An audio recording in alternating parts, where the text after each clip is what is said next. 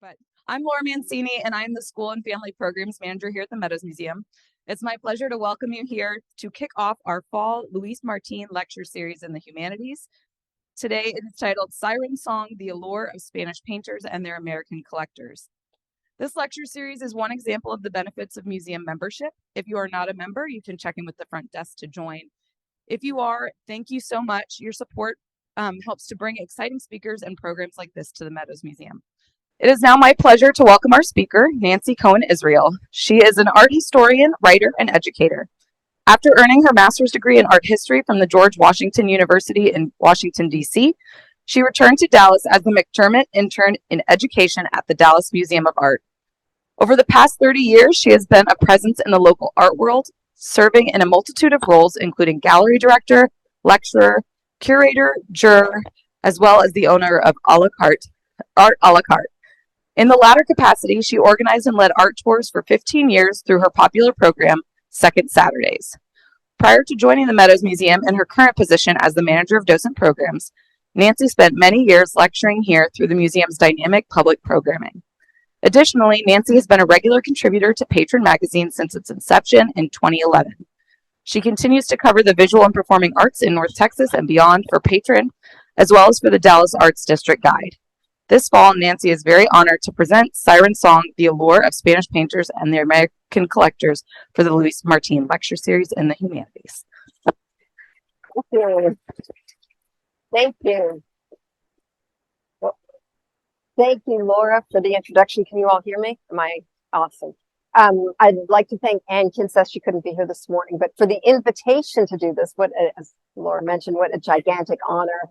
I feel kind of like I'm, a TV broadcaster. Those of you who know me know I prefer standing up, and those of you who know me also know I'm recovering from ankle surgery. So hopefully by the time we finish up, I will be on my feet again.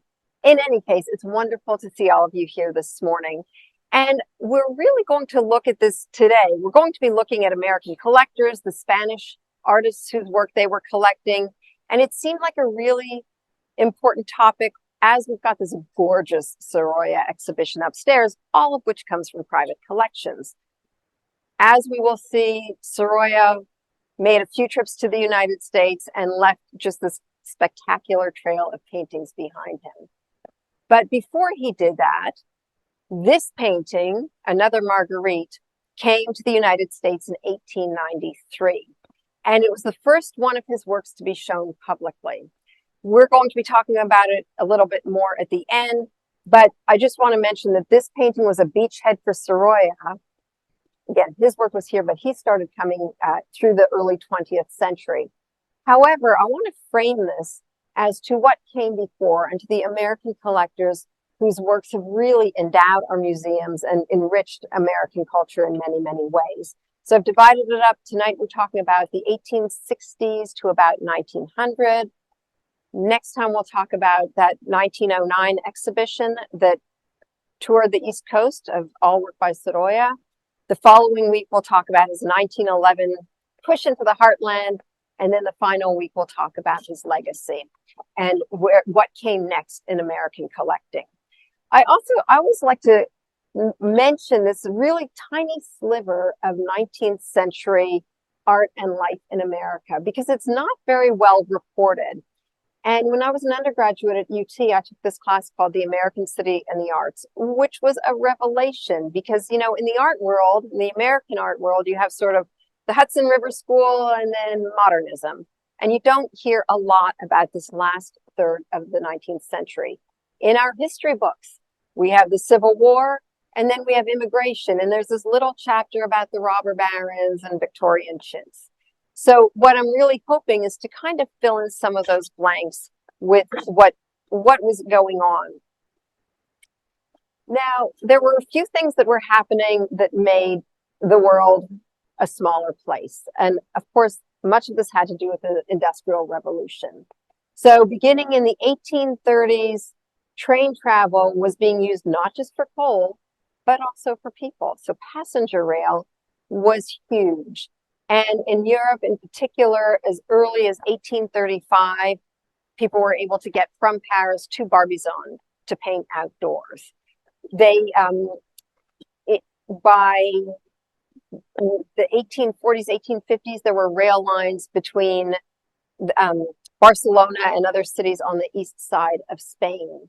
And so what you have suddenly is this game changer, because it means that people can move around. It means that collectors can get themselves to Europe and go to Paris and Madrid and Rome and Venice and wherever they wanted to go. And so too could artists. So this was a game changer for everybody. Now, to look at both sides of this, think of this. If you're a collector, up until this point, you had to go on a very long boat ride and get off in a port city and probably stay in that port city. And if you bought anything and you wanted to leave that city, imagine schlepping around Europe in a carriage with your paintings that you bought. I mean, it really limited what you could buy and how you could transport it.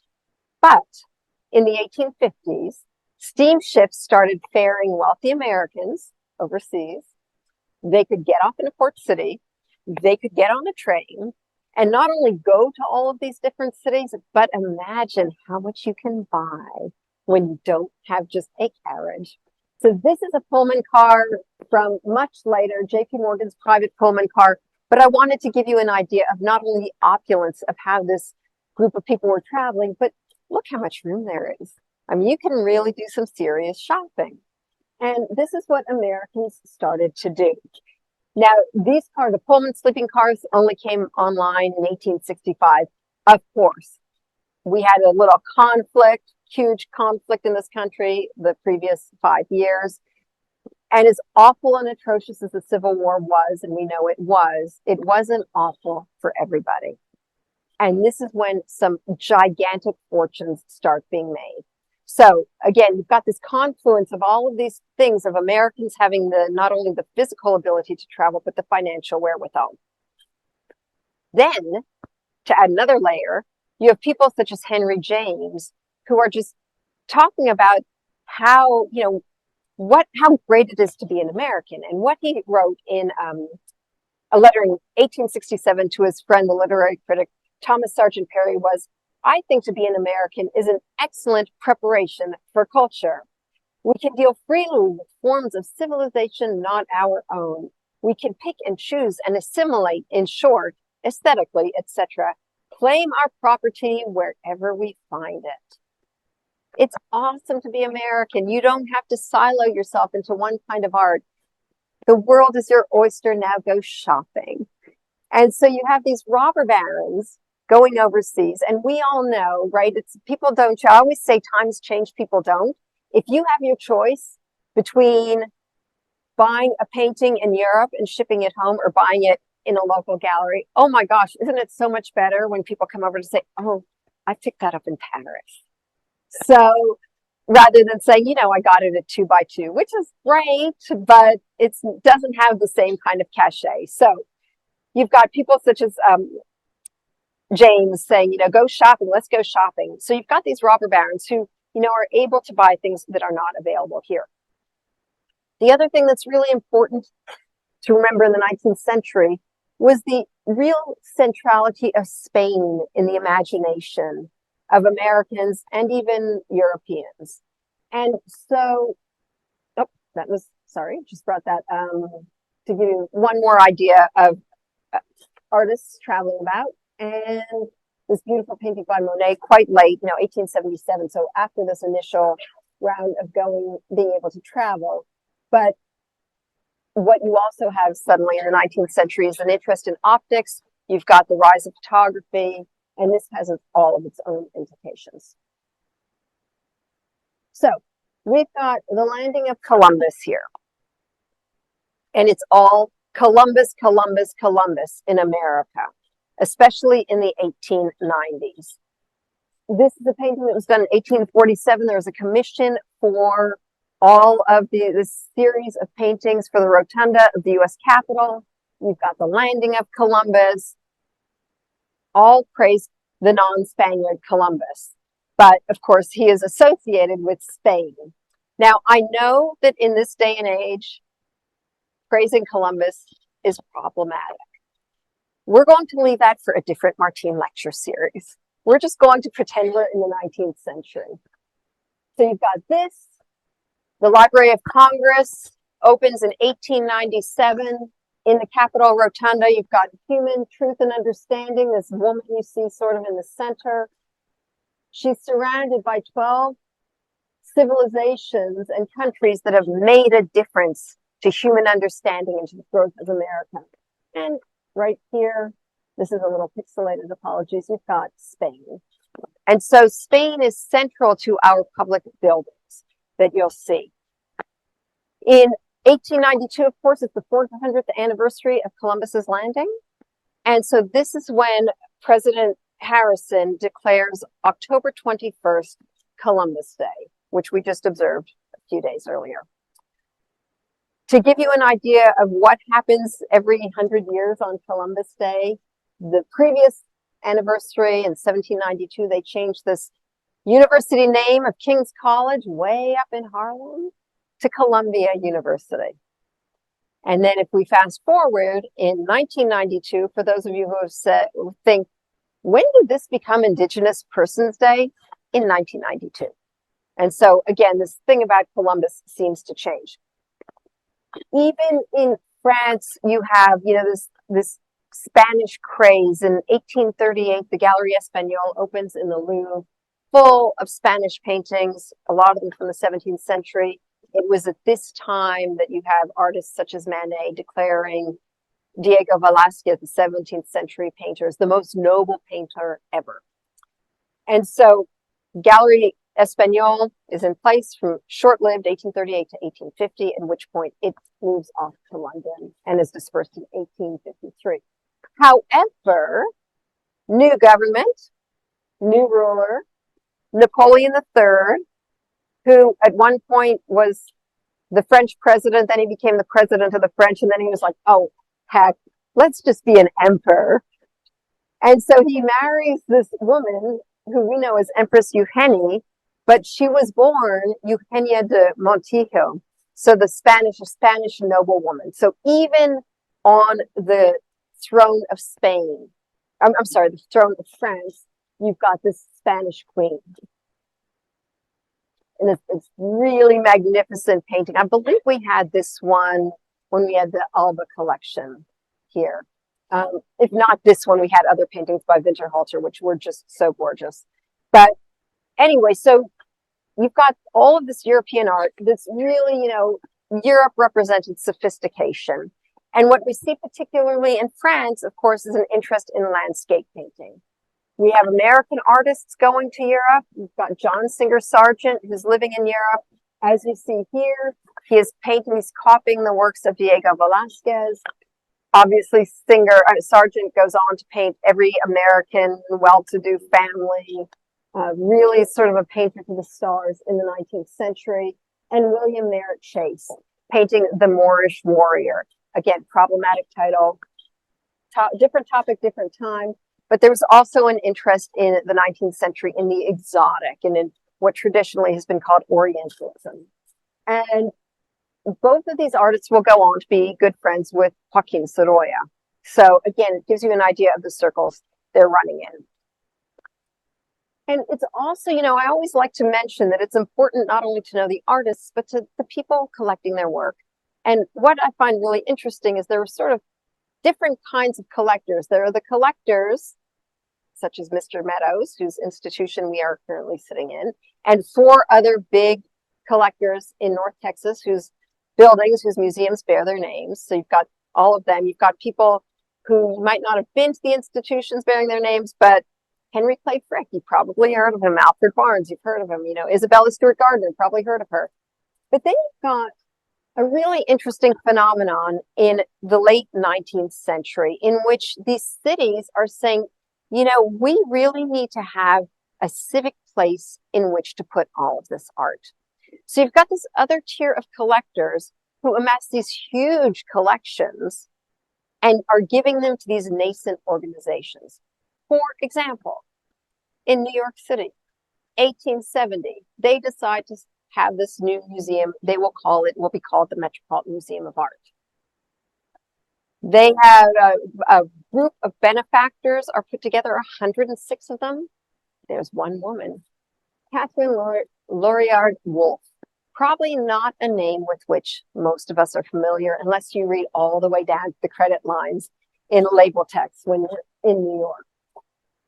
And this is this spectacular portrait of her from 1876 by the French artist Alexandre Cabanal. Was painted in France in 1876. Is anyone familiar with Ms. Wolfe, with her story? Okay, what a story. So she was from New York. She came from a fortune on both sides. Her younger sister died as a young woman. Her brother died when he was 4, leaving her the sole heiress of a fortune that when her father died in 1872, the estate was worth $12 million in 1872 dollars. So that's close to $293 million today. And she was single and she had no children. And so what are you going to do with all of your time and money? You're going to go to France and have, again, the painter of the stars paint your portrait. And Cabanal is so well known that his name is mentioned 3 times in The Age of Innocence in Edith Wharton's book. And here you see this woman. Check out that dress. Okay, it's 1876. That's a little low cut, wouldn't you say? Gorgeous white satin, sable trimmed, lace cuff. I mean, she was living large, but she was also incredibly philanthropic. The other one thing I want to point out is look how she's standing. Those of us who know the Meadows Museum collection inside out and backwards know that who usually is standing at a table? Kings, not queens, but kings. So here she's taking almost this royal stance. Now, she was also shopping for art around Europe, and this was the splash page that I had. And there's one artist who was really kind of all the rage, a landscape painter named MARTÍN Rico. Not a well-known name. I hope you all saw the gorgeous MARTÍN Rico exhibition we had here 10 years ago.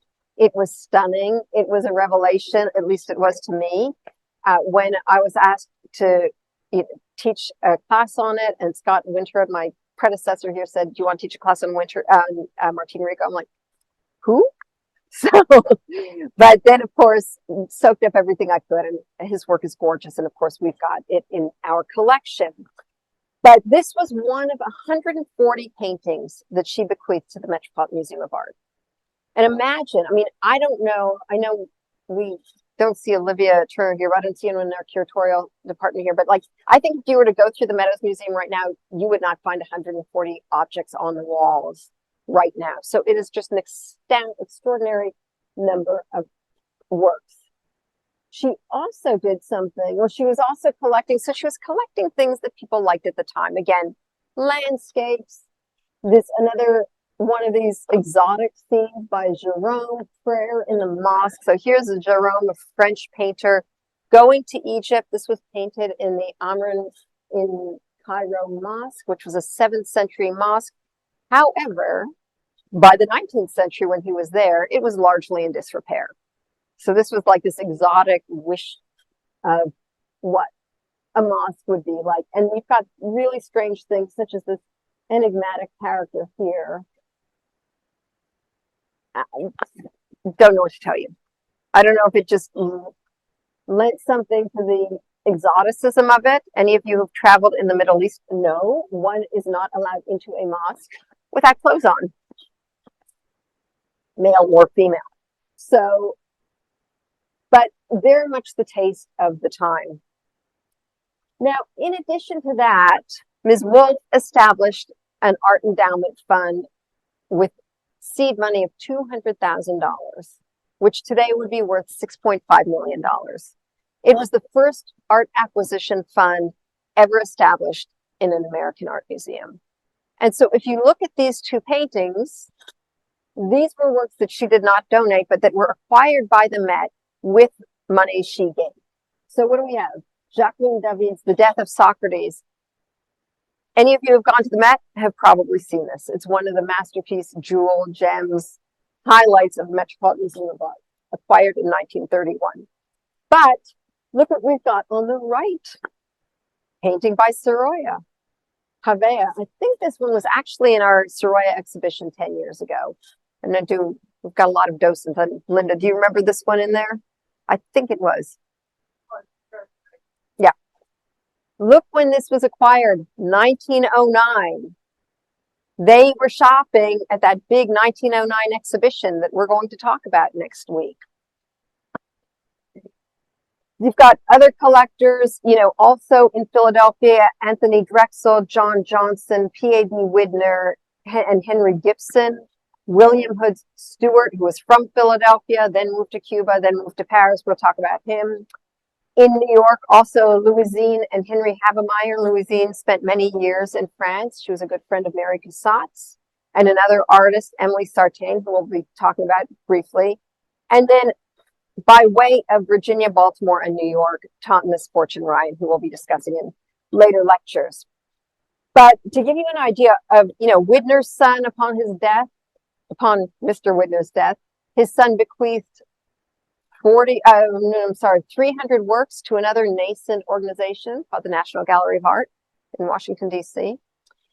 And John Johnson donated his collection to another new organization, the Philadelphia Museum of Art, in the late 19th century, of 1,300 paintings. And if you want to know what that looks like in somebody's home, here you go. It's a lot of stuff. So again, if you go to the Philadelphia Museum of Art, it's much better placed now, but a lot of the Renaissance collection came from the Johnson family.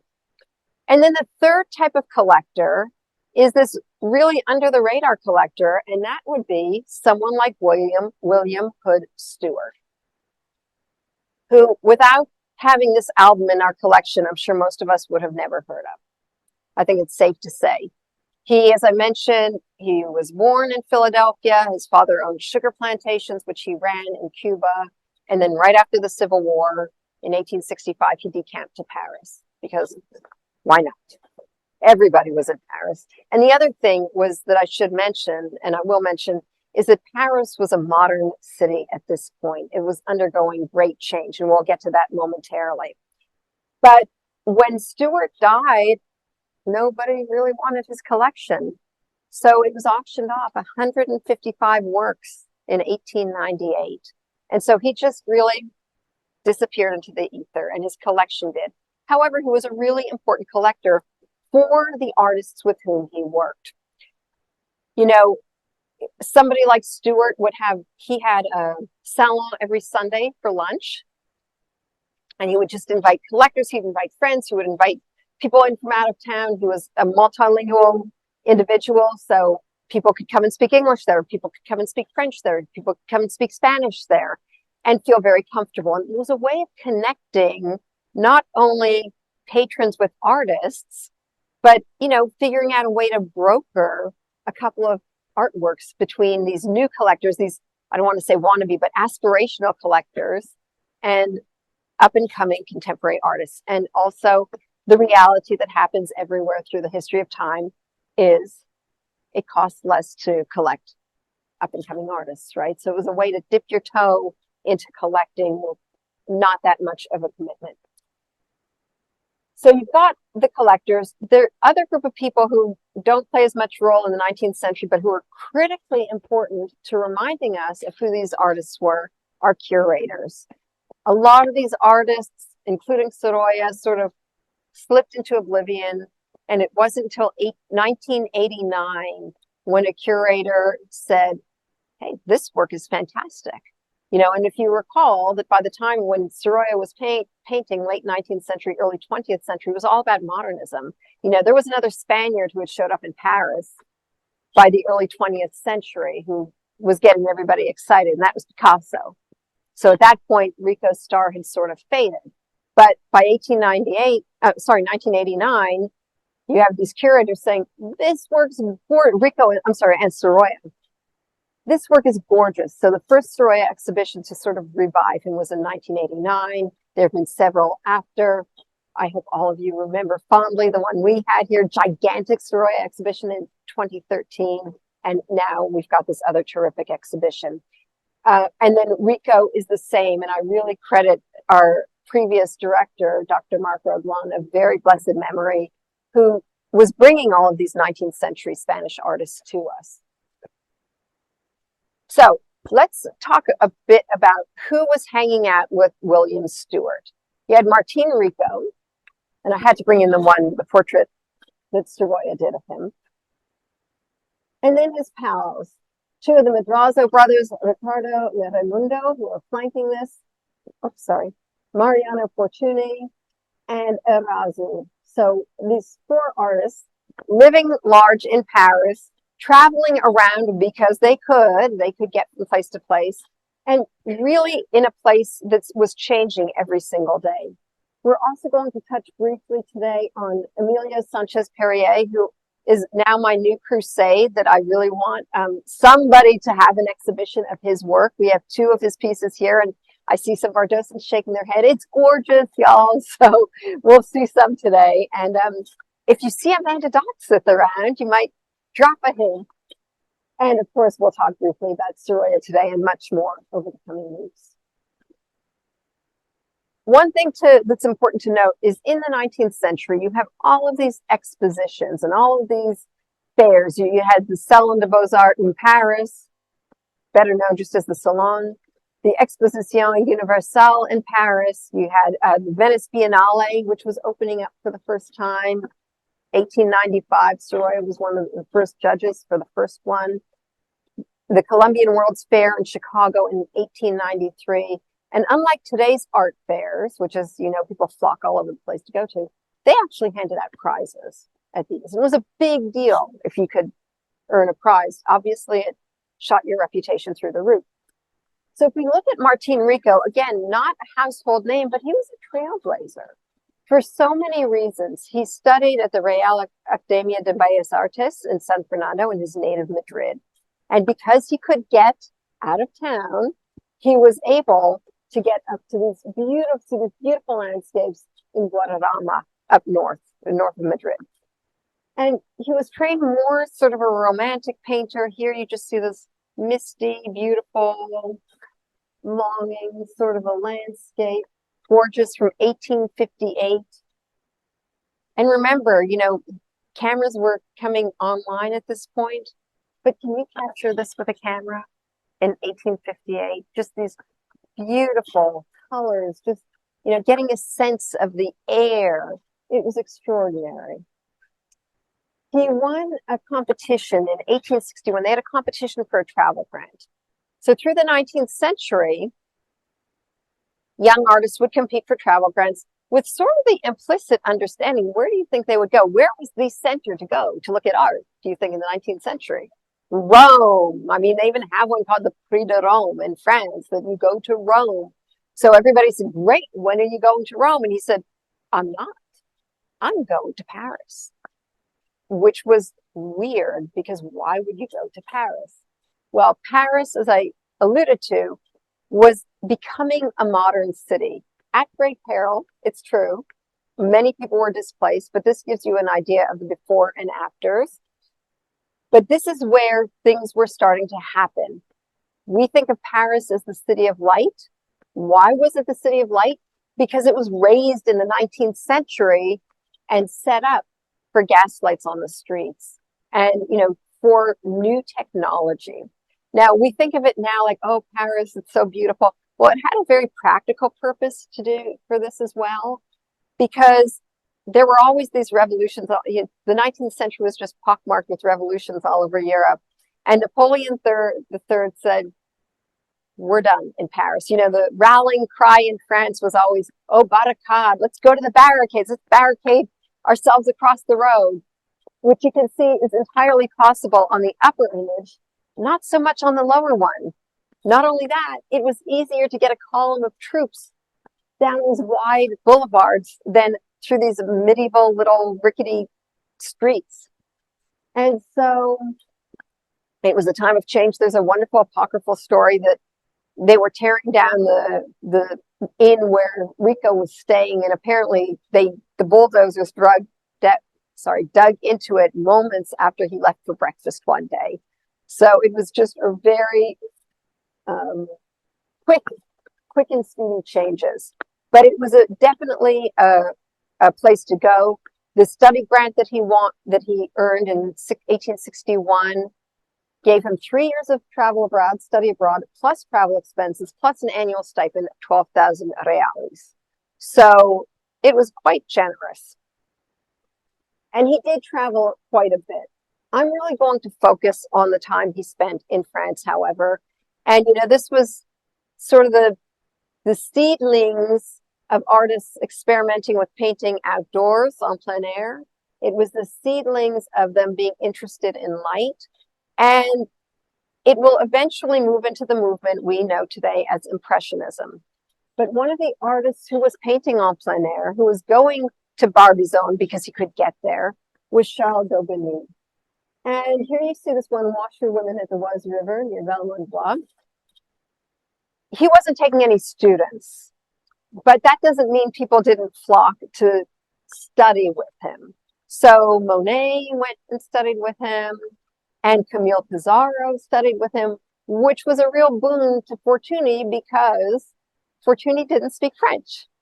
So I don't know how they made these arrangements, but many of us have had the fortune of traveling abroad and smiling and using sign language. Somehow it worked out.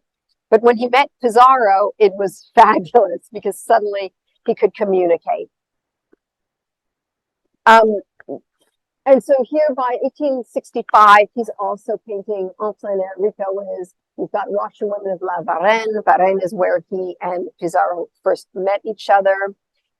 This painting had probably been accepted into the Salon of 1865, we believe. We know he had 2 works in that Salon that year, but we don't know what they were.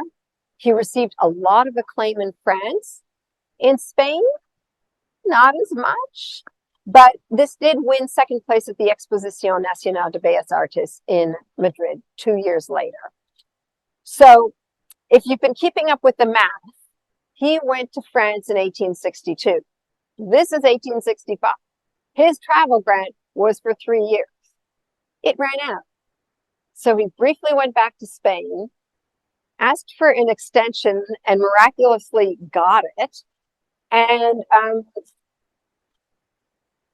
lo and behold, very exciting, but he still did some painting in Spain. This I know is a bit later.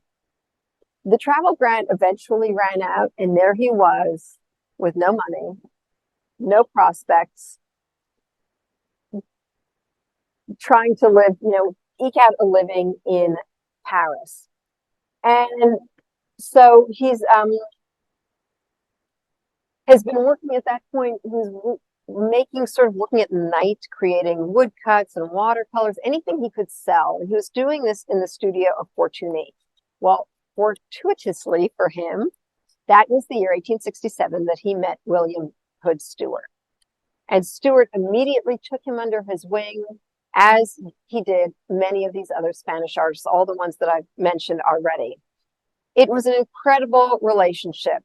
And if you look, we didn't talk too much about the Stewart album, but William Stewart kept immaculate records of all the correspondence with these artists. He paid for their travel. He commissioned them to do work, and they in turn wrote him letters to talk about how things were going and what they were seeing. And he was saying, go to Spain, go around. So they would illustrate them. And a couple of years ago, I hope, again, many of you had the chance to see it, we actually unbound the whole Stewart collection, and we got to see all of these treasures. And, when you see it like this is very 19th century. There's a great word in Yiddish. It doesn't have any translation, called ungepatchka, but I think you get the idea that this just like a bunch of stuff, stuck together, pictures of artists, calling cards, etc. Again, this was a very 19th century thing. If you go to Isabella Stewart Gardner Museum in Boston, it's the same thing. It's just stuff, these pictures and photographs tucked together. But in the case of the Stewart album, it also had a lot of substance. And, you got some wonderful insights of, illustrations of all of this group of artists celebrating Christmas together. There's one where I believe Zema Kois writes and says, Rico's telling me we can't afford paper, so I'm having to write really small. But, it's really kind of wonderful, a wonderful treasure that I'm glad we're using as much as we can. So by the Salon of 1870, we already know that William Stewart is acquiring work by Rico. He bought, there were two works that Rico submitted, Banks of the Seine at Poissy and Autumn Evening. Banks of the Seine at Poissy was acquired by Stewart. Ernest Hocheda, who was another big collector, who was European, bought the other painting, and unfortunately I was not able to find images of either one. But in 1870, the Franco-Prussian War breaks out. Stewart goes back to the United States. Rico and his friends decide to go to Spain. And Rico and Fortuny is saying, Fortuny, who we'll talk about, who's like traveled everywhere, says to Rico, you know what? We don't need to go to the Middle East for exotic. We got exotic right here at home. And so they go south to Andalusia and they start painting what they are seeing there. You've got a Spanish garden on the left that you can see was bought in Paris by an American. And then I don't know if I believe he gifted it. I believe the family of Stephen Whitney Phoenix gifted it to the Met. But this gorgeous, again, outdoor scene, you can tell they're painting outdoors. The light is extraordinary, not something that can be captured at all with photography. And the school patio, which is also, I know this looks really small and it's a small painting. It's still not a great image, but this was also, we believe, once part of the Stewart collection. So Stewart was even encouraging, it's like, I'm not going to go as far as Jerome and these Orientalist works, but I am going to look at my native land through a different prism and through the traditions of Spain. Rico starts to visit Italy around this time every single year. His first trip was to Rome with Fortuny. Fortuny loved Rome. Rico hated it. Rico said, what do you see in this place? It's awful. It's dirty. It's gross. No, thank you. But he ended up going to Venice, and that's where Rico fell in love. And among other things, Stewart was also commissioning him, as I mentioned, to do these scenes from Venice. And he wrote to Stewart, and he says, of all the places I've seen in Italy, this is what pleases me most. And I know there are a lot of people who would agree with that sentiment about Venice. But to give you an idea of just the gorgeous light. This is from 1877. So at this point, he's still going just in the spring. This painting was in the Rico exhibition. I think it's stunning. Just absolutely gorgeous. It was acquired by Carolyn Gibson Tate, in 1877, but presumably from the artist. And she was from one of these wealthy Philadelphia families. So she actually donates 13 paintings to the Pennsylvania Academy of Fine Arts collection, along with her brother, Henry, who's going to donate 98 paintings. And we'll talk more about Henry in a little bit, but I think we can all agree, I mean, this is just stunning. It's vibrant.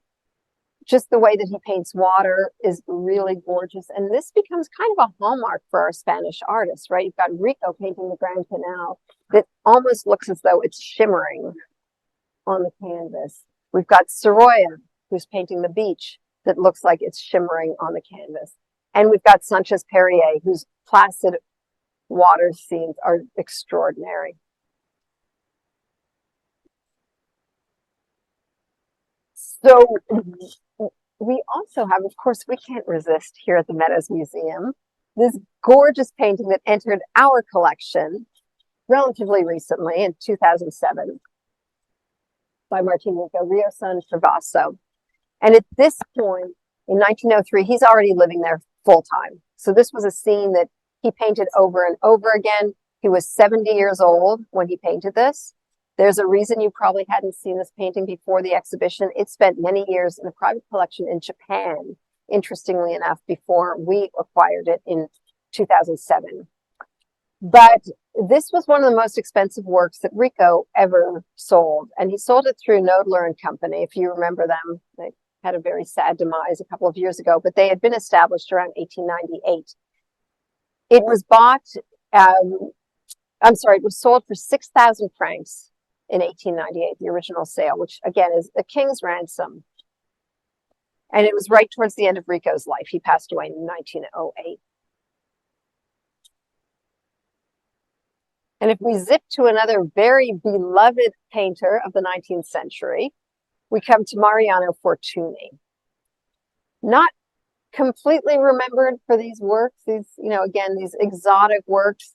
This sort of work did cause problems internationally with international relations, you can imagine.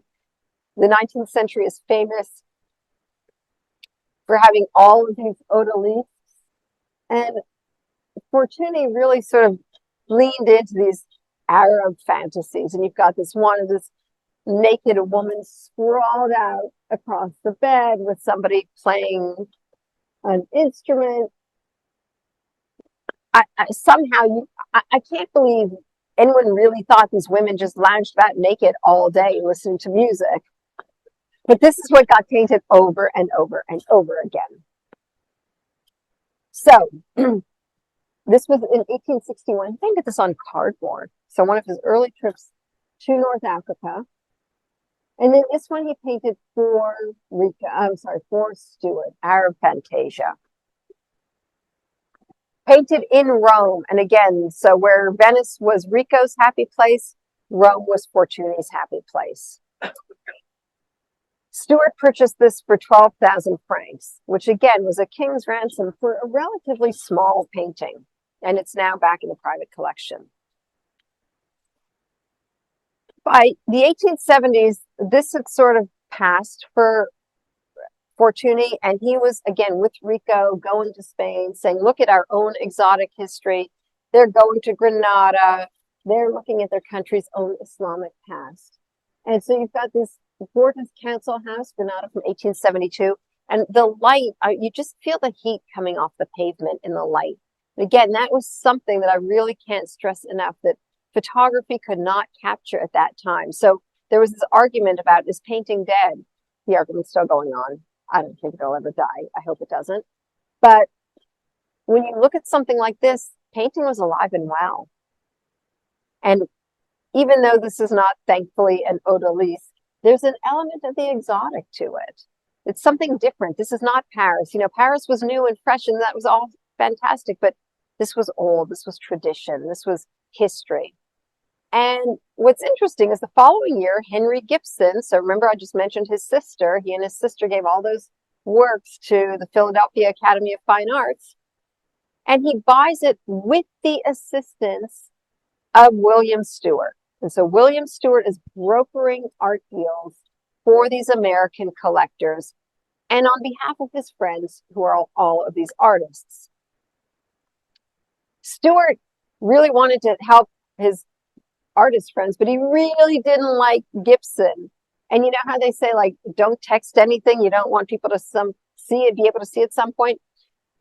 Here's I heard through a friend who heard through a friend, etc. But Emily Sartain, who had been in France with Mary Cassatt and all of these other people, this whole group going to these Sunday lunches at William Stewart's home, writes to her father and says to him that, excuse me, Mr. Stewart said, Gibson knew no more of art than a cow. And while I do not want to disparage anyone's civic generosity, you can actually go onto the Philadelphia Academy of Fine Arts website and type in both of their names and see what those bequests were. Yeah. I'll let you decide if you agree with Mr. Stewart or not. So they were all over the place. And really, I think that was his point too. Stewart's point was, these are just so undisciplined. I mean, it's just stuff. They're just buying things. There's not a cohesive whole to them. And that really annoyed him because he did have this vision of contemporary Spanish painters in France at the time. Now, we know that this was done for Gibson because Fortuny's back in Rome, and he writes a letter in December of 1872 to Stewart, and in French, and he writes, I finished the painting from Mr. Gibson, and I haven't started on anything new because first I want to finish what I brought back from Spain. So again, we know that they were sketching when they were in Spain and then painting elsewhere. Some things got done outside, others elsewhere. Now, to bring us to our own collection, one of the effects that Rico had on Fortuny was this notion of painting en plein air and painting landscapes. Fortuny had written to Rico and to Stuart, saying that he says, I paint for myself to my taste and whatever blessed thing I choose. So we're seeing him. Tragically, this is late in his life, but we're not going to know this. He died at the age of 36, but this is already in early 1870s. He dies in 1873, but he's finally freed from painting Arab fantasies and exotica from Andalusia, and he can just go out and paint what he loves. This painting is extraordinary. Of course, it's in our collection. You can see it was acquired in 1971, which means that Mr. Meadows was still alive. This was something he would have been very happy to have in the collection. The museum, of course, was open. This institution opened in 1965. But it's very much like a Japanese scroll. And what we haven't discussed at all, because there's just so much we can discuss in 1 hour, but was the importance of Japanism, the importance of everything coming from Japan in the late 19th century. So while this doesn't have the woodblock print elements, the tilted perspective, etc., that we see in a lot of art at this time, it does have this elongated scroll-like sense to it, where 2/3 of this is sky. It was also a study for this beautiful painting that we acquired relatively recently in 2017, Beach of Fortitude, which of course we all love here. This was his final painting. He died before he could complete it. But at this point, again, he did not have to worry about what the market dictated. And this is his family seated in the center. Not the best slide, but you're already in the museum. Go see it if you haven't already, if you're not familiar with it. It's so beautiful. And I know I've just got a few minutes left, but I do want to just introduce Emilio Sanchez Perrier, who was from Andalusia. And so while still living there, he was quite young. He was about 13 years old when he started painting. He grew up in Seville, and he started his studies under Eduardo Cano de la Peja and Juan Dominguez Becer. And I brought this painting in. It's in our collection by Becer. So probably many of you are familiar with it. It was out whenever we had the Traje exhibition. But again, it's got a little romantic feel of like looking back to our Andalusian, to our Islamic past and this exoticism. But still, you still get this gorgeous sense of light. He does end up, so he meets with Rico and he meets with Fortuny when they're in Granada in 1871. And they say to him, get out of here, like go see the world, see what's out there. And so first he goes to Madrid and he studies with Carlos de Haas, who is a landscape painter. And so I've got sort of a different one of these from each decade. This is from the 1870s when he's in Madrid. He studied with de Haas. This gorgeous evening in Seville. Look where it is. Akron Art Museum. Look who donated it. One family. So there is a market among Americans for these beautiful, serene landscapes. Again, it's a relatively small panel, but his use of water, his handling of water is gorgeous. The greens, I find the greens a little sharp here, but he worked on it. And here's one that he did back in Seville. This is from 1880s. You know, he eventually goes to Paris. His work is very well received there. And I just want to mention by the 1880s, 1890s, you've got the post-impressionists who are making a big splash. You've got Cézanne, you've got Gauguin, you've got all these people. This is kind of passé, but it's certainly no less beautiful.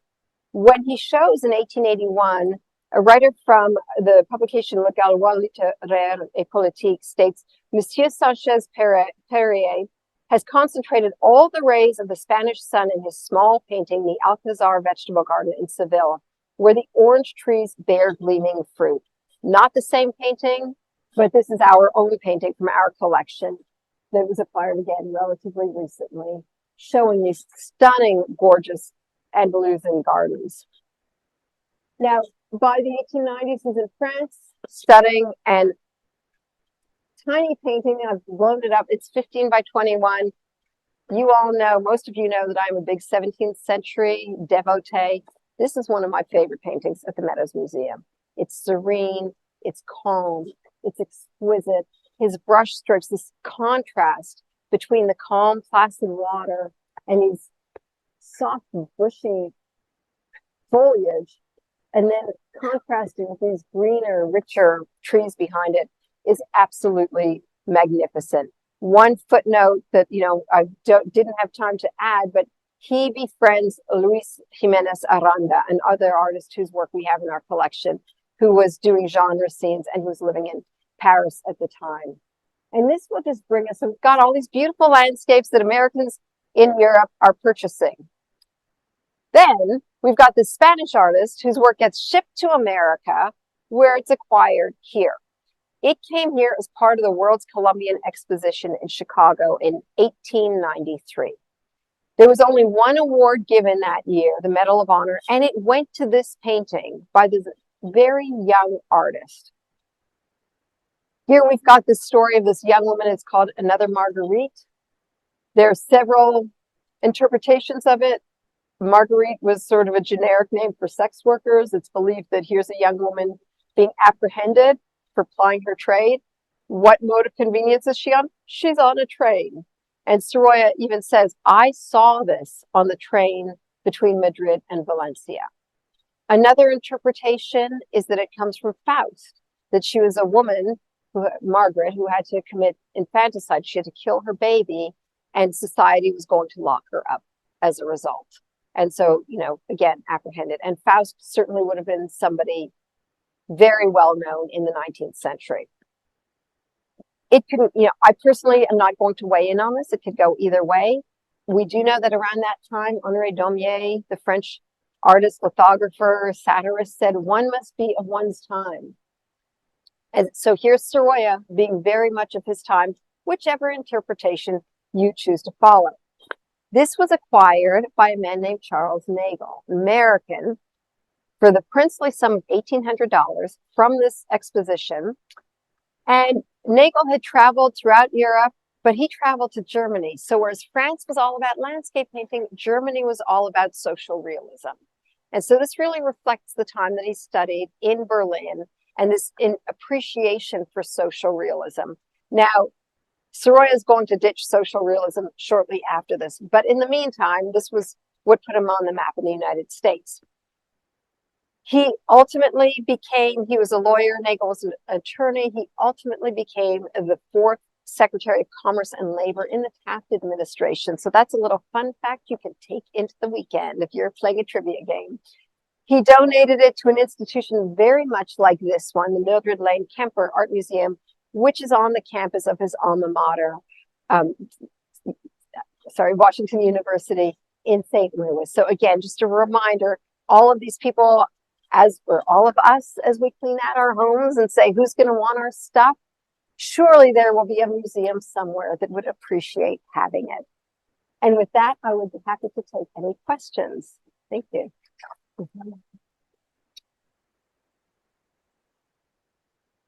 And Thank you, Nancy. So if you have any questions, if you'll raise your hand and I will kind of come and find you and you can use the microphone. Or did she do that good of a job that we have no questions? Thank you. She is handcuffed, yes. Yeah, we had this when we had the big Sorolla exhibition. This was in it. Again, it was 10 years ago now. I mean, I think of it as yesterday, but it was a while ago. Yeah, Linda. It also came as a special exhibition on its own one time. Background, and it got a lot of visitors and it spoke to a lot of people. And I'm so glad you did that. Oh yeah, you bet. You bet. Thank you. Anybody else? Any other questions? Well, on that note, thank you guys so much for joining us. We hope you'll join us for the next one. Thank you. Thank you. Thank you. Thank you.